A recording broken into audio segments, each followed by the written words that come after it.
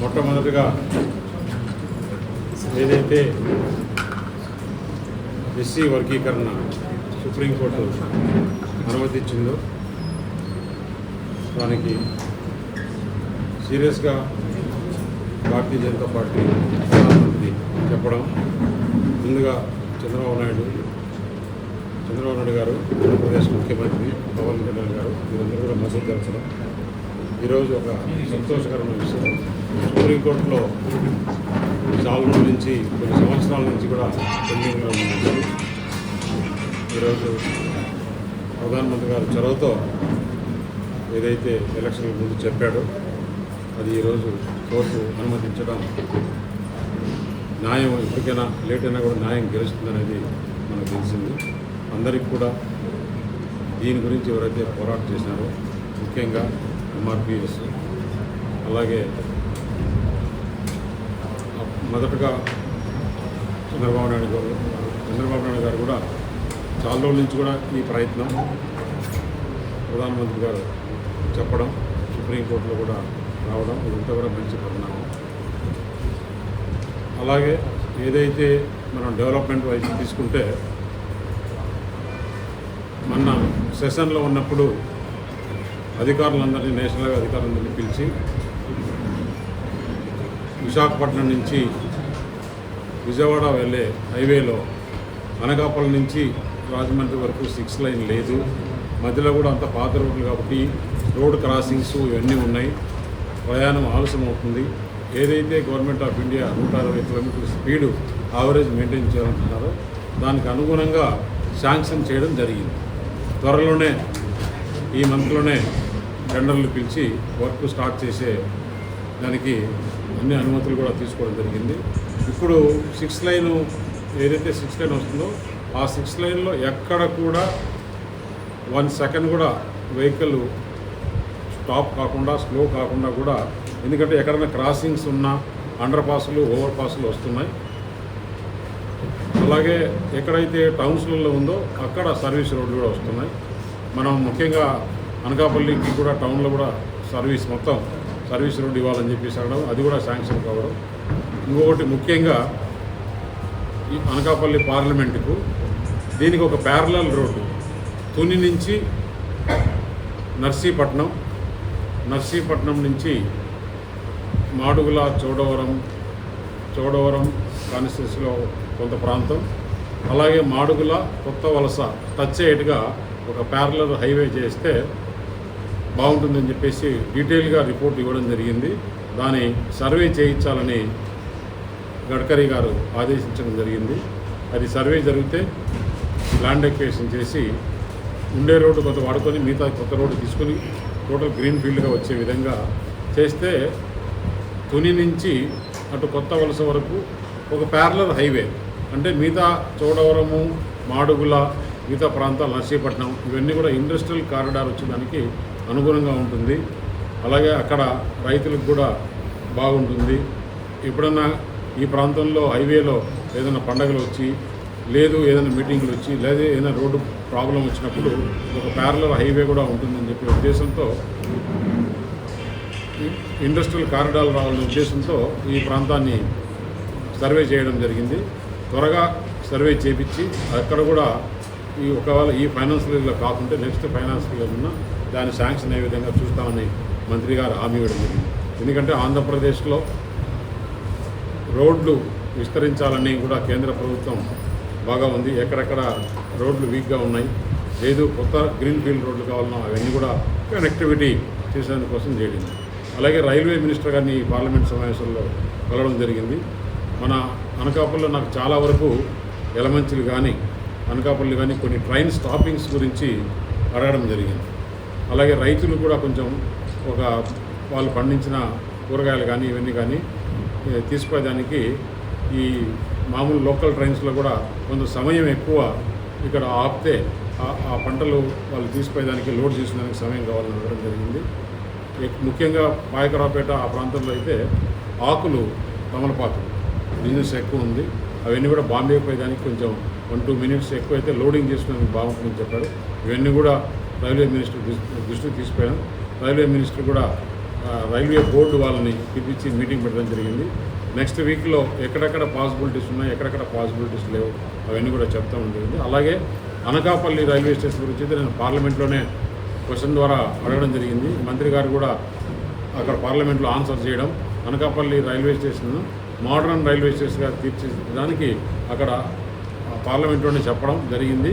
దాన్ని కాకుండా మళ్ళీ నన్ను పిలిచి ఇంకా ఏ విధమైన సదుపాయాలు కావాలి, ఏ విధమైన అక్కడ మీకు మెరుగైన సదుపాయాలు కావాలన్నా మిగతా స్టేషన్లో కూడా చూసి దీంట్లో ఏదైనా మిస్ అయ్యేది కూడా నేను పెట్టిస్తానని చెప్తే నేను ఒక కన్సల్టెంట్కి ఇవ్వడం జరిగింది. ఒక అధునాతన రైల్వే స్టేషన్ ఇక్కడ చేసేదానికి కూడా చేయడం జరుగుతుంది. అలాగే ఏదైతే లాస్ట్ టైం మనం ముఖ్యమంత్రి గారు మాడుగుల చోడవరంలో ఇండస్ట్రియల్ క్లస్టర్ చూడమన్నారో కలెక్టర్ గారు ఆర్డీఓలు మననే వచ్చారు, కొత్తగా ఎంఆర్ఓలు కూడా వేయడం జరిగింది.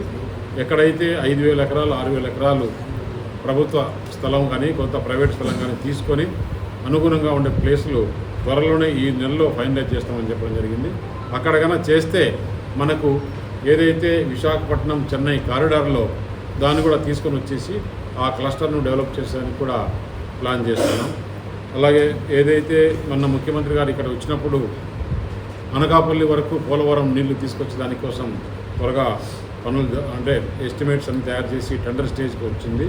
అది కూడా త్వరగా వచ్చేస్తే దీని తర్వాత ఏ విధంగా ఉత్తరాంధ్ర సుజల స్రవంతిని తీసుకోవడానికి మొత్తం ప్రణాళిక రూపొందించి దీంట్లో కేంద్రం నుంచి ఏమైనా నిధులు తీసుకొచ్చేదానికి అవకాశం ఉంటుందా, లేకుంటే కానీ ఎక్కడి నుంచి అయినా కానీ వరల్డ్ బ్యాంక్ కానీ న్యూ డెవలప్మెంట్ బ్యాంక్ కానీ ఏషియన్ డెవలప్మెంట్ బ్యాంక్ కానీ దీన్ని తీసుకొని వచ్చేస్తే ఈ ఉత్తరాంధ్ర సుజల స్రవంతి ఒక 1.5 సంవత్సరం 2 సంవత్సరాల్లో కంప్లీట్ చేసే విధంగా కూడా ప్రణాళికలు రూపొందించుకుంటున్నాం. అట్లాగే ఇండస్ట్రీస్ నేను చాలామందితో మాట్లాడుతున్నాను. ఈ ఇండస్ట్రియల్ జోను ఫైనలైజ్ అయిన తర్వాత ఇక్కడికి వచ్చేదానికి అందరూ కూడా సముఖంగా ఉన్నారు. ముఖ్యంగా హైడ్రోజన్ను గ్రీన్ అమ్మోనియా తీసుకొచ్చేదానికి కూడా ప్రయత్నం చేస్తున్నాం. ఎందుకంటే అది అనువైన ప్రాంతం, ఎక్కువ ఎంప్లాయ్మెంట్ వస్తుంది. ఇవే కాకుండా కామర్స్ డిపార్ట్మెంట్ వాళ్ళతో కూడా కూర్చొని ఎక్కువ ఎంప్లాయ్మెంట్ వచ్చేదానికోసం ఒక ఫర్నిచర్ క్లస్టర్ కూడా ఇక్కడ చేయాలని చెప్పే ఉద్దేశంలో కేంద్ర ప్రభుత్వం ఉంది. ఫర్నిచర్ తయారు చేసేందుకు ఎందుకంటే ఎక్కువ మంది చైనా నుంచి ఇంపోర్ట్ చేసుకుంటున్నారు.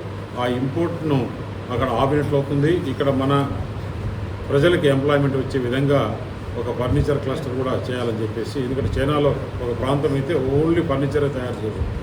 అలాగా ఇక్కడ ఈ అనకాపల్లి పార్లమెంట్లో కూడా ఉమెన్కి మెన్కి ఎక్కువ యువతకి ఉద్యోగాలు వచ్చే అవకాశం చూసేదానికోసం ప్రయత్నం చేస్తున్నాం. దాదాపు ఈ 2 సమావేశాలు మన అనకాపల్లి పార్లమెంట్కి అయితే ముఖ్యంగా బాగా తోడ్పడ్డాయి.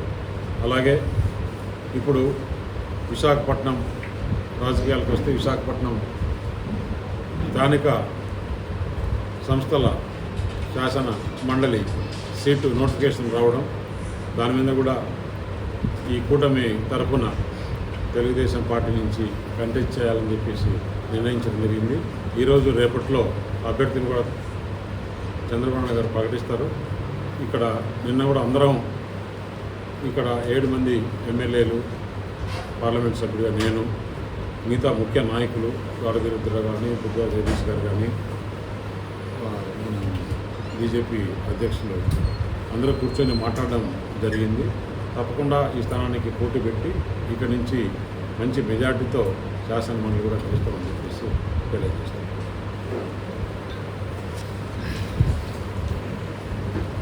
మొన్న జరిగిన పార్లమెంట్ సమావేశాల్లో మన అనకాపల్లికి ఒక రకమైన గుర్తింపు, పబ్లిక్ అకౌంట్స్ కమిటీ పిఎస్సి మెంబర్గా ఆల్రెడీ ఇంత ముందున్నారు.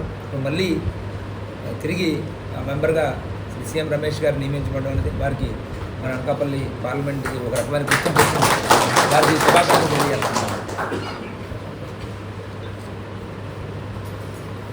ఈ రోడ్లు కూడా ఏదైతే మన రోడ్లు చుట్టుపక్కల ఇక్కడ నుంచి చోడవరం వెళ్ళేది కానీ, నర్సీపట్నం వెళ్ళేది కానీ, ఈ రోడ్లన్నీ కూడా చాలా అధ్వాన పరిస్థితుల్లో ఉన్నాయి. మొన్న వర్షాలు కూడా ఇంకా పూర్తి ఇబ్బంది పడ్డారు. దాని మీద ఎంటముడే డిజాస్టర్ మేనేజ్మెంట్ నుంచి ప్రతి రోడ్డుకు కేటాయించడం జరిగింది. ముందైతే ఏదైతే ప్యాచ్ వర్క్లు ఉన్నాయో ఆ ప్యాచ్ వర్క్ చేసి ప్రయాణికులకు ఇబ్బందులు లేకుండా చేయడం జరిగింది. ఇది షార్ట్ టర్మ్. లాంగ్ టర్మ్లో ఈ రోడ్లన్నీ కూడా ఏం చేశారంటే, గత ప్రభుత్వంలో న్యూ డెవలప్మెంట్ బ్యాంక్ దగ్గర నుంచి దాదాపు 4,000 కోట్ల రూపాయలు లోను శాంక్షన్ అయింది. టెండర్లన్నీ పిలిచారు. వారి మొదటి విడతగా 400 కోట్ల రూపాయలు డబ్బులు ఇవ్వడం జరిగింది. ఆ డబ్బులు ప్రభుత్వం రోడ్డు పని చేసిన కాంట్రాక్టులు ఇవ్వకుండా దీన్ని డైవర్ట్ చేసిన దానివల్ల 4.5 సంవత్సరం పనులు జరగకుండా ఆగిపోయినాయి. ఆ డబ్బులు ల్యాప్స్ అయిపోతే ఆ 400 కోట్ల రూపాయలు కట్టేసి రాష్ట్ర ప్రభుత్వం వాటాగా 240 కోట్ల రూపాయలు, వాళ్ళు ఇచ్చిన 400 కోట్లు, 600 కోట్లు డబ్బులు కాంట్రాక్టులకు ఇచ్చింటే ఈ రోడ్లు పరిస్థితి దూరం వచ్చేది కాదు. బ్రహ్మాండంగా ఇప్పుడు 1.5 గంట ప్రయాణం చేసేదాన్ని అర్ధ గంటలో మనం కంప్లీట్ చేసుకునే వాళ్ళం. కాకపోతే ఇప్పుడు కొత్త ప్రభుత్వం వచ్చిన తర్వాత చంద్రబాబు నాయుడు గారు ఆ న్యూ డెవలప్మెంట్ బ్యాంక్ రెన్యువల్ చేయమని చెప్పేసి అడిగారు. వారు చాలా సంవత్సరాలు అయిపోయింది, ఏమాత్రం పాసిబిలిటీస్ చూస్తున్నారు. డిపార్ట్మెంట్ ఈ R&B సెక్రటరీ కానీ వీళ్ళందరూ కూడా వాళ్ళతో కోఆర్డినేట్ చేస్తున్నారు. అవి కన్నా వచ్చేస్తే దాన్ని కంటిన్యూ చేయొచ్చు, లేకపోతే అది క్యాన్సిల్ చేసి ఏ విధంగా చేయాలని చెప్పేసి ముఖ్యమంత్రి గారు రోజు కూర్చొని దాని మీద ఏ విధంగా చేస్తే బాగుంటుందని చెప్పేసి ఆలోచన చేస్తున్నారు. అందరితో మీటింగ్ ఏర్పాటు చేస్తున్నారు. ఇవి ఈ వారంలో తేలిపోతుంది. న్యూ డెవలప్మెంట్ వారు నాకు తెలిసినంత వరకు నేను కూడా ఢిల్లీలో కోఆర్డినేట్ చేశాను. 99% వారు ఒప్పుకునే అవకాశం వస్తే వాళ్ళకి కానీ ఆ పాత బిల్లులు పేమెంట్ చేసేస్తే వాళ్ళ రోడ్లు కంటిన్యూ చేసేదానికి కాంట్రాక్టులు అందరూ కూడా రెడీ ఉన్నారు. వాళ్ళని కూడా పిలిచి డిపార్ట్మెంట్ మీటింగ్ చేయడం జరిగింది. ముందు ఈ కాన్స్టిట్యూన్సీలు ఏదైతే ఉన్నాయో ఈ రోడ్ల ప్రాబ్లంను తీర్చడానికి చాలా స్పీడ్గా ప్రణాళికలు రూపొందించడం జరుగుతుంది. అంతవరకు ఇబ్బందులు లేకుండా ఈ ప్యాచ్ వర్క్స్ కోసం డిజాస్టర్ మేనేజ్మెంట్ నుంచి, ఎందుకంటే వర్షం పడుతుంది కాబట్టి ఆ డబ్బులు వాడుకునే దానికి కలెక్టర్కు అనుమతి ఇవ్వడం జరిగింది. నేషనల్ హైవేస్ కూడా ఇప్పుడు చేస్తున్నాను. నేషనల్ హైవేకి అయితే వాళ్ళకేం డబ్బులు ఇబ్బంది లేదు. నేను మొన్న మాట్లాడడం జరిగింది. ఎండమిడే ఇప్పుడు వాళ్ళు ఈ వర్షాలు ఉన్నాయి కాబట్టి అయినా కూడా కొంచెం చేస్తున్నారు. వర్షాలు అయిపోతేనే మొత్తం వేస్తారు. అది కాకుండా మనకు ఎయిర్పోర్టు దగ్గర నుంచి ఏదైతే నేషనల్ హైవే స్టార్ట్ అవుతుందో మన అనకాపల్లి వరకు కూడా, ఎందుకంటే ఆ బైపాస్ వరకు రోడ్డు డైరెక్ట్గా వెళ్తుంది కదా, అక్కడి వరకు దాదాపు 9 ఫ్లైఓవర్లు ఎక్కడ కూడా స్టాప్ కాకుండా అక్కడి నుంచి డైరెక్ట్గా అనకాపల్లికి రావాలనుకునే వాళ్ళు ఎక్కడ కూడా స్టాప్ రాకుండా మధ్యలో అబ్స్ట్రక్షన్స్ లేకుండా 9 చోట్ల ఫ్లైఓవర్లు వేస్తారు. దాన్ని కూడా ఈ మంత్ కానీ నెక్స్ట్ మంత్ కానీ టెండర్లు తిరగడం జరుగుతుంది. ఎంత చేస్తున్నారంటే అక్కడి నుంచి ఇక్కడికి 1,200 కోట్ల రూపాయలు. Okay, thank you.